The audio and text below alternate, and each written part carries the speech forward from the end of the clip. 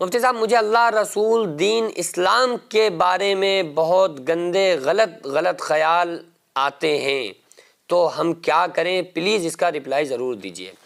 اللہ کے واسطے آپ ہوشیار ہو جائیں۔ اگر آپ کے دل و دماغ میں قرآن کے متعلق، حدیث کے متعلق، رسول اللہ صلی اللہ علیہ وآلہ وسلم کے متعلق یا حدیث کے متعلق عجیب سوال آئیں تو پھر آپ کو چاہیے کہ آپ ہوشیار ہو جائیں۔ کیونکہ بہت سارے لوگ ایسے ہیں جن کو غلط خیال آتے ہیں، کبھی قرآن کے تعلق سے آ رہے ہیں، کبھی دین اسلام کے بارے میں وہ بہت زیادہ ڈیپلی سوچتے ہیں تو ایک دم اس کے بارے میں دنگ رہ جاتے ہیں۔ تو اس بارے میں تو 14 صدی پہلے ہمارے نبی صلی اللہ علیہ وآلہ وسلم نے ان خیالات کے بارے میں بھی بتایا ہے، اور اس کا حل کیا ہے اور یہ خیال کیوں آتے ہیں یہ وجہ بھی ہمارے نبی صلی اللہ علیہ وآلہ وسلم نے ہم کو بتائی ہے۔ قربان جائیں اپنے نبی صلی اللہ علیہ وآلہ وسلم کی ذات پر۔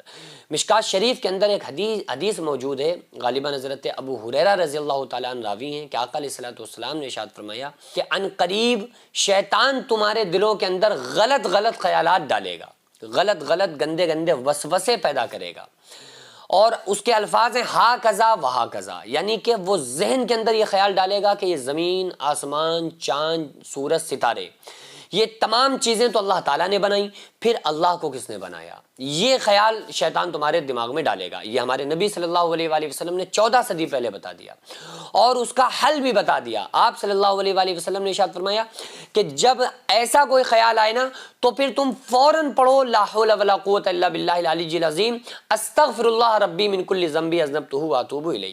آپ فوراً اعوذ باللہ من الشیطان الرجیم پڑھیے کہ پناہ مانگتا ہوں میں اللہ کی شیطان مردود سے، کیونکہ یہ خیالات شیطان کی جانب سے ہیں کہ جب تمام چیزوں کو اللہ نے بنایا تو پھر اللہ کو کس نے بنایا؟ تو یہ خیالات ذہن کے اندر آنا ایسا نہیں ہے کہ یہ کوئی آپ کے ساتھ نیا ہو رہا ہے، بہت لوگوں کے ساتھ ہوتا ہے۔ اس میں بہت سارے لوگ ایک دم پریشان ہو جاتے ہیں کہ پتہ نہیں یہ ہمارے ذہن کے اندر خیال کیوں آ رہے ہیں۔ یہ شیطان کی طرف سے خیالات آتے ہیں۔ شیطان ہمارے دماغ کے اندر ان وسوسوں کو پیدا کر کے اللہ سے دور کرنا چاہتا ہے۔ وہ کب چاہے گا کہ اللہ کے بندے اللہ کے قریب ہو جائیں؟ تو ہم کو اس وقت جو رسول اللہ صلی اللہ علیہ وآلہ وسلم نے عمل ہم کو بتایا ہے، ہم کو وہ عمل کرنا چاہیے۔ ہم کو اعوذ باللہ من الشیطان الرجیم پڑھنا چاہیے کہ پناہ مانگتا ہوں میں اللہ کی شیطان مردود سے، ٹھیک ہے؟ اور ان خیالات کے جب یہ ذہن میں خیالات آئے نا تو آپ کو بہت زیادہ اس بارے میں سوچنا نہیں ہے۔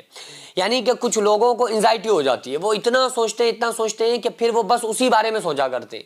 ایک بات ان کے دماغ میں آ کر ٹچ ہوئی تو بس وہ نکالے نہیں نکلتی ہے، وہ کتنا بھی اپنا دماغ ہٹانے کی کوشش کریں گے نا وہ بات ان کے دماغ کے اندر ضرور ٹچ رہے گی۔ کچھ لوگوں کو اسی طرح سے ذہن میں خیال طلاق کے آتے ہیں تو وہ بار بار یہی اسی کنڈیشن میں رہتے ہیں کہ لو ہم نے طلاق سوچا تو کہیں طلاق تو نہیں ہوگی، ہم نے دل کے اندر ہمارے وسوسہ آ رہا ہے طلاق کا تو کہیں طلاق تو نہیں ہو جائے گی۔ بھائی ایسے طلاق نہیں ہوتی ہے۔ طلاق دینے کے لیے طلاق کی نیت کے ساتھ بیوی سے یہ بولنا کہ میں تمہیں طلاق دیتا ہوں، اس سے طلاق ہوتی ہے۔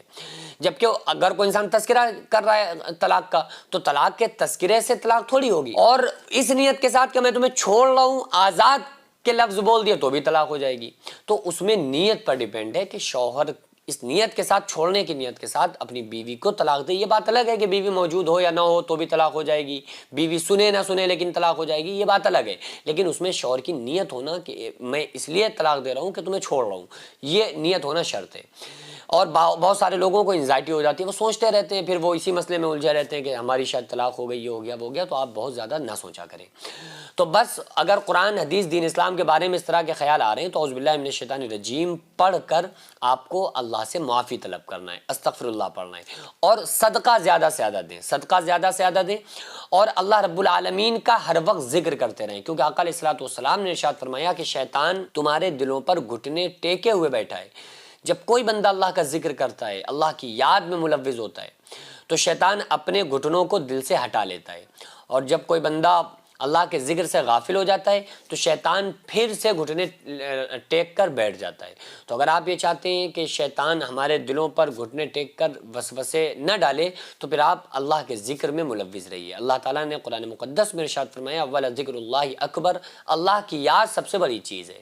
یا ایھا الذین آمنوا اذکروا اللہ ذکرا کثیرا، اے ایمان والوں اللہ کا خوب ذکر کیا کرو۔ ابھی ضرورت ہے جو جینس مدرسہ منہاج الحسین آغازیہ مداریہ مکن پور شریف میں جو قائم ہے، چل رہا ہے، تو اس کا صرف ایک ہال ہے جس میں بچے رہتے بھی ہیں، جو بیرونی بچے ہیں وہ وہیں رہتے ہیں، وہیں کھاتے ہیں، وہیں پیتے ہیں، جن کے رہنے کا بھی کوئی پروپر ان کے رہنے کا کوئی ہال یا کوئی رہنے کے لیے ہاسٹل کمرے وغیرہ موجود نہیں ہیں، جس کی چھت پر انشاءاللہ تعالیٰ اگر کچھ کمرے بن جائیں تو بچوں کے رہنے میں اور اساتذہ کے وہاں پہ رکنے میں کچھ آسانی ہو جائے، کیونکہ پورا مدرسہ جو بنا ہے اللہ رب العزت کی قسم کھا کے بتا رہا ہوں کہ بغیر کسی فنڈنگ، بغیر کسی چندے کے بنا ہے، جو اللہ نے مجھ سے کام لیا، میں نے خود کام کیا، اور یہ آپ کو فوقیت کے لیے نہیں بتا رہا ہوں بلکہ صرف آپ کے حوصلے کے لیے بتا رہا ہوں، تو اس کے لیے تعمیری کچھ کام ہونا ہے۔ آپ لوگوں سے خصوصی گزارش ہے کہ اس کار خیر میں تعاون کریں، اس کام میں حصہ لیں، تاکہ ہمارا یہ جو کام ہے، یہ جو مشن ہے، یہ کمپلیٹ ہو سکے۔ اللہ تبارک و تعالیٰ اس کا صلہ ہم کو عطا فرمائے۔